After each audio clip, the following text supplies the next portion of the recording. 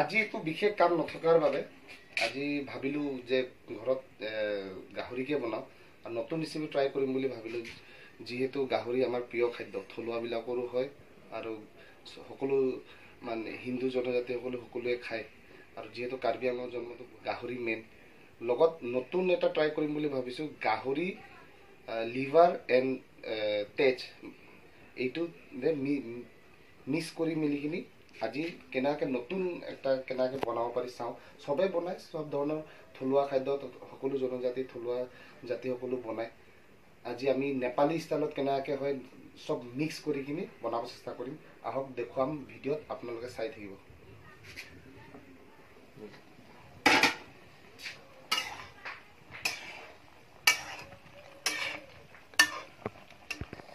এই আমি কাটি মেলি কেৰাহীত বহালোঁ।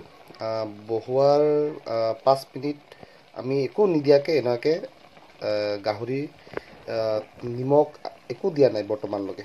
5 মিনিট তাক উতলিবলৈ মানে অলপখিনি লৰালোঁ কেৰাহীত। তাৰপিছত বাকীখিনি 15 মিনিটমান পাছতে তাক অলপ নিমখ দিম। তাৰপিছত জলকীয়া, আদা, নহৰু কি আছে সেইখিনি বস্তু দিম, যি দৰকাৰ সেইটো দিম। চাই থাকক। এতিয়া আমি 15 মিনিটমান পাছত এতিয়া নিমখ দিম। অলপকৈ নিমখ দিব লাগিব, বেছিও নহয়, অলপকৈ দিওঁ যাতে সিজিবলৈ অলপ সহায় হয়। 15 মিনিটমান পাছত অলপ কালাৰো চেঞ্জ হৈছে, নিমখ অলপ দিলোঁ ইয়াত। লগত নিমখৰ লগত পাৰিলে অলপ ৰেড চিলি যদি যোনে খাই ভাল পায় ৰেড চিলিও দিব পাৰে। তো মই ৰেড চিলি অলপ দি দিওঁ বুলি ভাবিলোঁ।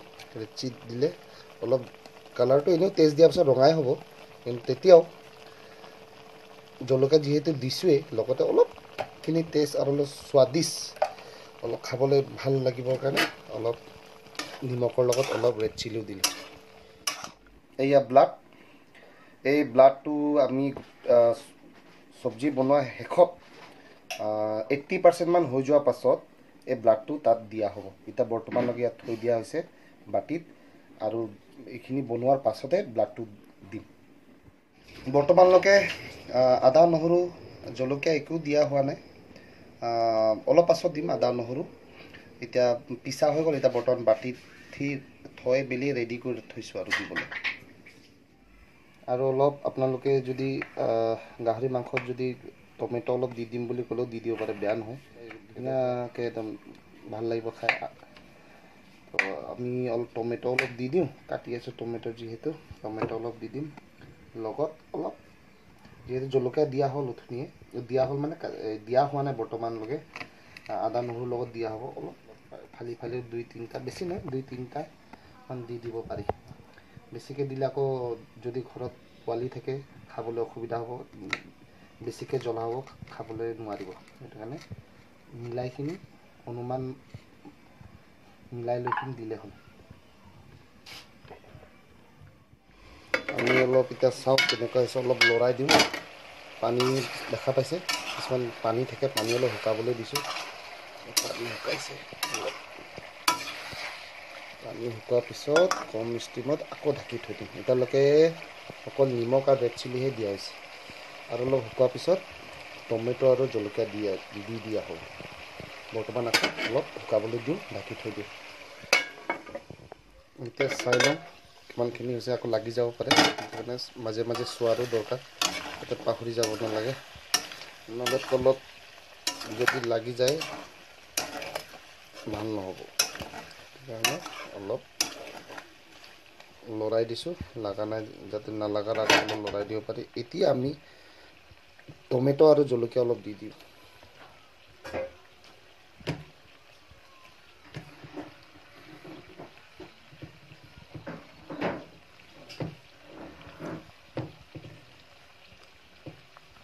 টমেটো আৰু জলকীয়া দি অলপ হিলাই দিওঁ।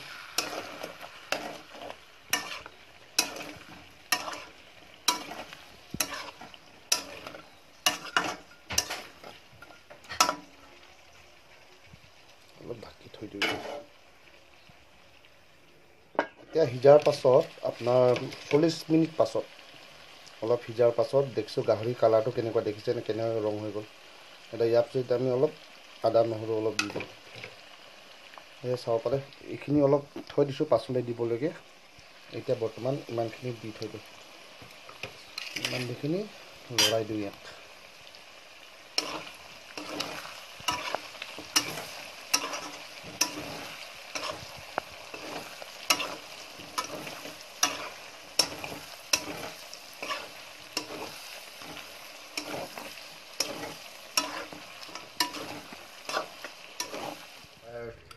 প্ৰথমবাৰ ক'বলৈ বিচাৰিছোঁ নিমখ তাৰপিছতে ৰেড চিলি তাৰপিছত আমি টমেটো দিলোঁ জলকীয়া দিলোঁ তাৰপিছত এতিয়া আদা নহৰু দিয়াৰ পিছত অলপ চাওঁ লাগি ধৰিছে নেকি অলপ চাব লাগে আৰু যদি বেছি লাগি ধৰে অলপ আপোনালোকে পানী দেখিছে অলপ শুকাইছে তাত আমি অলপ পানী দি দিওঁ অলপ বেছি নিদিব শ্লাইড নিজৰ অনুমানিক হিচাপে অলপ দি দিব পাৰে বেয়া নহয় অলপ দিয়াটো দি মেলি তাক লৰাই দিওঁ এয়া লাগিব আছেই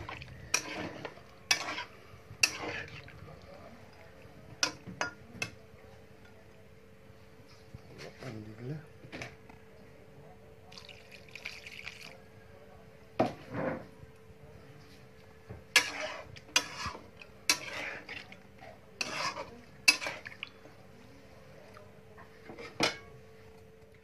আমি অলপ চাওঁ এতিয়া পানী দিয়াৰ পাছত কেনেকুৱা হৈছে অৱস্থা আমাৰ গাহৰি মাংসৰ অৱস্থা কেনেকুৱা হৈছে চাওঁ খাবলৈ কেনেকুৱা হ'ব নাজানো কিন্তু বনাই গৈ আছোঁ আৰু এতিয়া এইটো খোৱাৰ পাছতে মানুহে ক'ব পাৰিব যে কেনেকুৱা হৈছে মই বনাব পাৰিছোঁ নে পৰা নাই হওক চাই থাকক ব্লাড আমি দিয়াৰ আগতে সদায় এই কথাটো মনত ৰাখিব যে এইখিনি গোটা হৈ থাকিব সেইখিনি যাতে পাছলৈ মানে কেৰাহীত দিয়াৰ পাছত যাতে গোটাই হৈ নাযায় তাৰ কাৰণে যিমান পাৰে তাক এনেকৈ মিহলিখিনি গোটাবোৰ নাইকিয়া কৰি পেলাব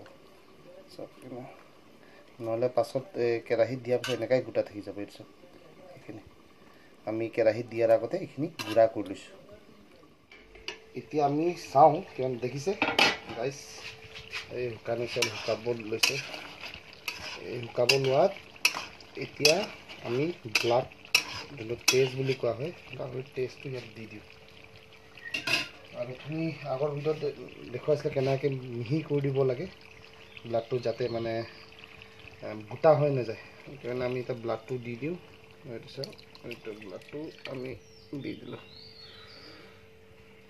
এতিয়া ব্লাড দিয়াৰ পিছত অলপ লৰাই দিব লাগিব যাতে গোট নাখায়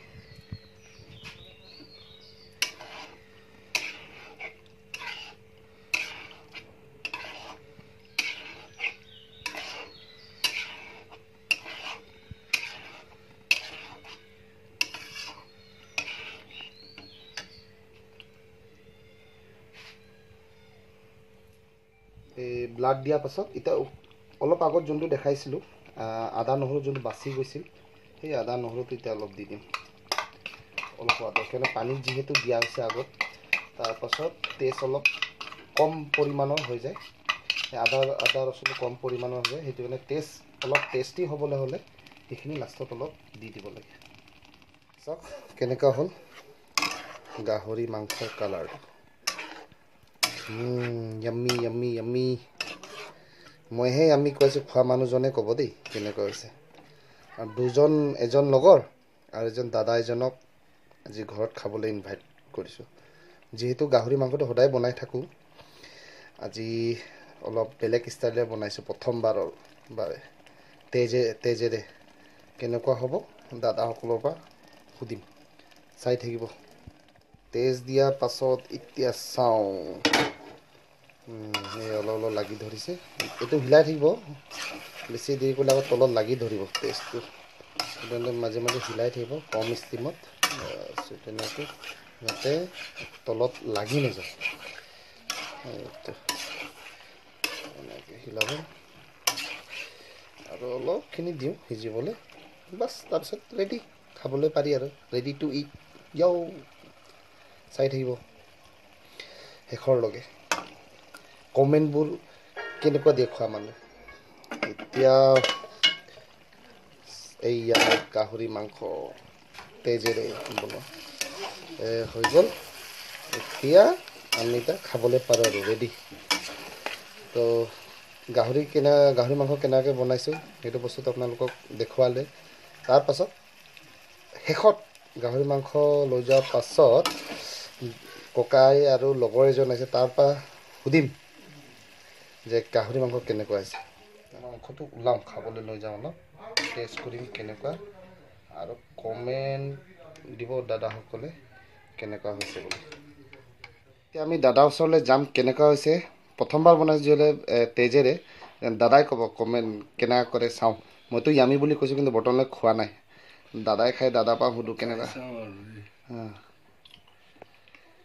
যি নিমখ কম হ'লেও যি হ'লেও ক'বচোন কেনেকুৱা হৈছে চব আদা নহৰু আৰু তাৰপিছতে জলকীয়া জালুক ঠিক আছে টেষ্ট মানে বঢ়িয়া